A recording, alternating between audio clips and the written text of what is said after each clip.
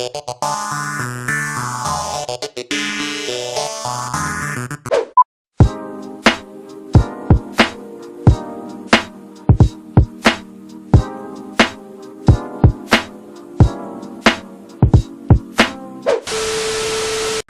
yun na nga mga kapasitive, no, day 3 ng ating pagbabaklas ng makina.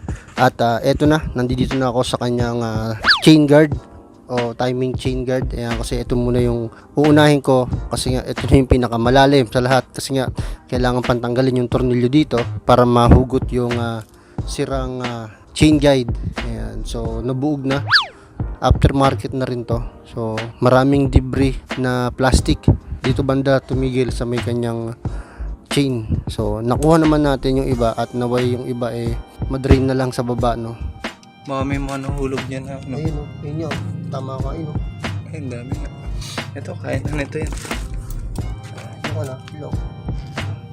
Okay, sa ilaw. Papasok kayo dyan sa loob.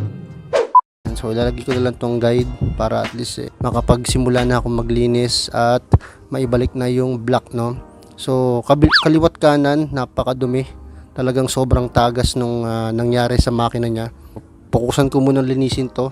Kita nyo naman, napakadugyot mula sa CVT, sigunyal, sa makina, tsaka sa side ng magneto talagang sumobra tagas na, no.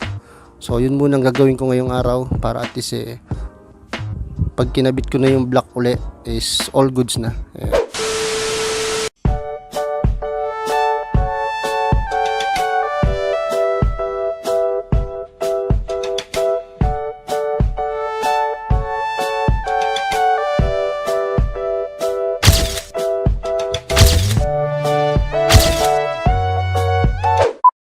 Para naman sa kanyang swing arm, so ang positioning niya is ayan, ganyan.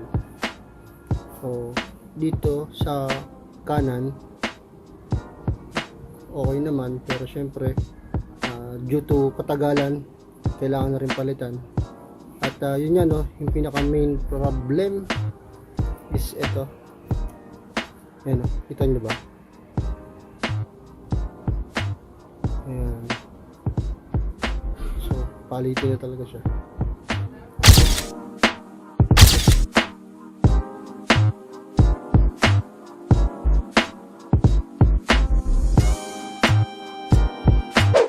So yun nga mga kapasitive, no, since tapos na akong linisin yung crankshell ng Muse 40 ni client, okay na yung side ng magneto at saka side ng CVT. So focus na dapat ako ngayon sa mismo makina niya o yung bore at saka yung head, no? Ito yung bore niya mga kapasitive, 54mm bore. Walang nakalagay kung anong tatak, so aftermarket siya. Upon checking, wala talaga ako nakitang markings. Then ayun nga, no, kung mapapansin nyo dito, ito yung kanyang base gasket. Ayan, so yung base gasket niya naglobo, bumara siya. Bumara yung base gasket niya dun sa daluyan ng langis dapat, no. So nangyari, konti lang yung langis na pumapasok from block to head, no. Nagbara yung langis niya. Kita ba? Medyo nakaharap ka. Nagbara dito yung langis, oh. Ito, daluyan kasi yan Ayun, pababa. Ito, manipis lang na butas to Pinabarahan ito. Ayun, oh.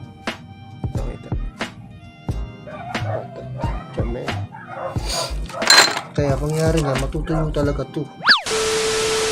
Hindi ko pa tinatanggal kasi para at least makita ni client itong video to, no. Then ayun nga, no, upon checking, okay naman yung kanyang loob, wala namang gas or any kayod, linis lang to. Then yung kanyang piston, ayan, marumi lang. Ayan, ito yung video ko. Pag-asa pa. Sobrang itim, hindi mo makita. Ano kayang kapalaran? Ano kayang pungsoy mo, pre? 54 nga. Ayun, 54. Kaya di ko naman totoo. Picture ako kaya pagtapos. Oh, diba? Very effective, oh. Easy care, man. 54 nga. Etong gitna na to is nilinis ko ng Easy Care. Ayan. So, mabisa yung Easy Care mga kapasitive, no? So, So, tingin ko ito ibababad ko lang din sa AC Care at magiging okay na. Babalik na ulit sa dati niyang kulay. After kong i-check yung kanyang blocks, minor problem lang naman, this gasket at saka konting linis, no? Pati sa piston. Ang naging issue na lang, eto sa nakikita ko, yung kanyang mismong head. Sa head niya, kasi may mga carbon deposit, so lilinisin siya. And then, ang problema ko, una yung kanyang valve. Ayan, so yung valve niya, may tukod sa intake, no? Pero sa exhaust, wala naman. Ito yun. Yung malaki, yung 24 sa intake. Ayan, kung makikita nyo, kita nyo ba? May sayaw eh. Ayan, tumukod to. Ito naman wala, okay naman. Yun nga lang, medyo talagang carbon deposit na siya sa ibabaw, tsaka yung ilalim niya. Ganon din dito, bukod sa tumukod.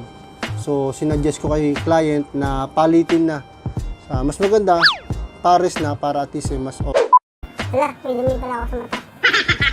At yun, bukod doon, syempre hindi lang naman valve ang nasa loob ng head.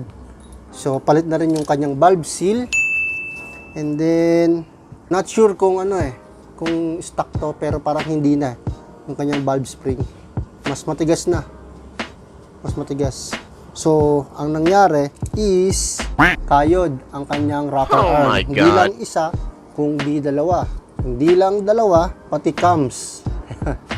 Kayod na rin. Ay, nakita niyo ba? Ay, tayo dyan. Laki ng kinain niya, oh.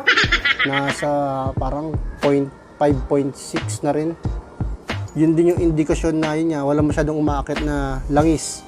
Mas bukod doon, medyo mali yung setup ng spring para sa akin. Tapos yung kanyang rocker arm, yun, tinamaan na rin. So, isang buong set na siya. So, ito, wag na kayong manghinayang. Palitin na talaga to. Ganon din sa valve. Ayan. So, all in all, buong head, palitin. What?